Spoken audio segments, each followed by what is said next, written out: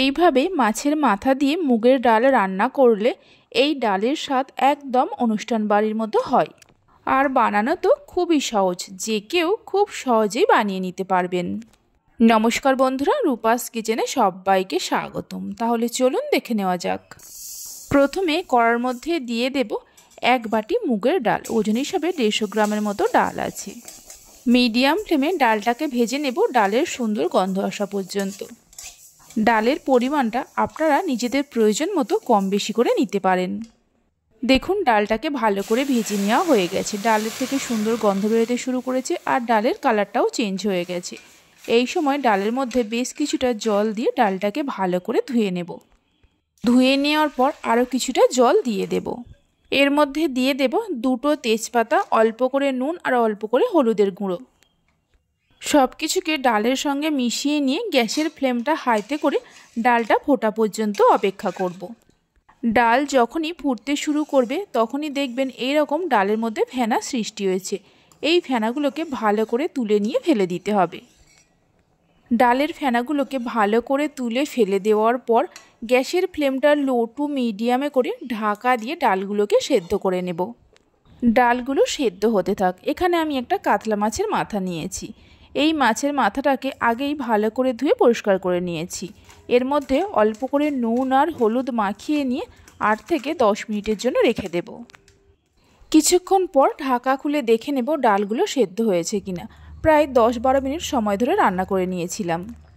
দেখুন ডালটা প্রায় 80% সেদ্ধ হয়ে গেছে। ডালটাকে পুরো সেদ্ধ করব না, এইভাবেই ডালটাকে সেদ্ধ করে নিতে হবে।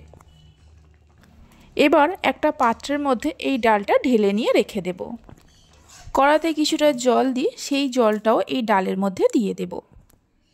কড়াটা গ্যাসের ওপর বসিয়ে দিয়ে কড়ার মধ্যে দিয়ে দেব কিছুটা পরিমাণ সাদা তেল। তেল যখন ভালো করে গরম হবে মাছের মাথাগুলো দিয়ে ভালো করে ভেজে নেব। অবশ্যই মাছের মাথাটাকে খুব ভালো করে ভেজে নিতে হবে। মাছের মাথাটা ভাজার সময় গ্যাসের ফ্লেমটা মিডিয়ামে রাখতে হবে। উল্টে পাল্টে মাছের মাথাটাকে খুব ভালো করে ভেজে নেওয়া হয়ে গেছে।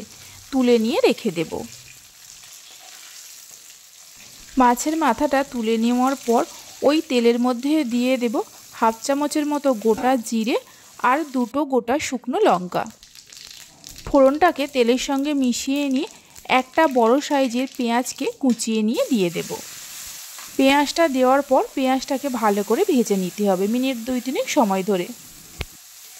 পেঁয়াজটাকে একটু লাল করে ভেজে নেওয়ার পর দিয়ে দেব 1 চামচের মতো আদা রসুন বাটা। আদা রসুন বাটাটা দেওয়ার পর পেঁয়াজের সঙ্গে আরও একটু ভেজে নেব, মানে আদা রসুনের কাঁচা গন্ধটা যাওয়া পর্যন্ত। পেঁয়াজ আদা রসুন সব কিছুকে ভালো করে ভেজে নেওয়ার পর দিয়ে দেব অল্প করে জল। এবার কিছু গুঁড়ো মশলা দিয়ে দেব। 1/2 চামচ জিরে গুঁড়ো দেব, 1/2 চামচ ধনে গুঁড়ো দেব, অল্প করে হলুদের গুঁড়ো দিয়ে দেব, মানে 1 চামচের 3 ভাগের 1 ভাগ। মিডিয়াম ফ্লেমে কষাতে থাকবো যতক্ষণ না মশলা থেকে তেল ছাড়ে। প্রায় মিনিট 5-6 সময় ধরে কষিয়ে নিয়েছিলাম। দেখুন মশলা থেকে ধীরে ধীরে তেল ছাড়ছে। এই সময় একটা বড় সাইজের টমেটোকে কেটে নিয়ে দিয়ে দেব। টমেটোটা দেওয়ার পর মশলার সঙ্গে 2-1 মিনিটের মতো কষিয়ে নেব।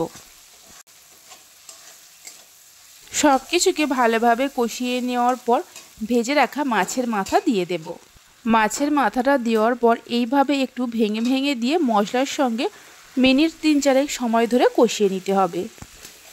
এইভাবে যদি মাছের মাথাটা মশলা দিয়ে একটু কষিয়ে নেওয়া যায় তাহলে আর কোনো রকম মাছের মধ্যে যে একটা আষ্টে গন্ধ থাকে সেটা আর থাকে না। মাছের মাথাটা মশলার সঙ্গে খুব ভালো করে কষিয়ে নেওয়ার পর যে ডালটা সেদ্ধ করে রেখেছিলাম দিয়ে দেব।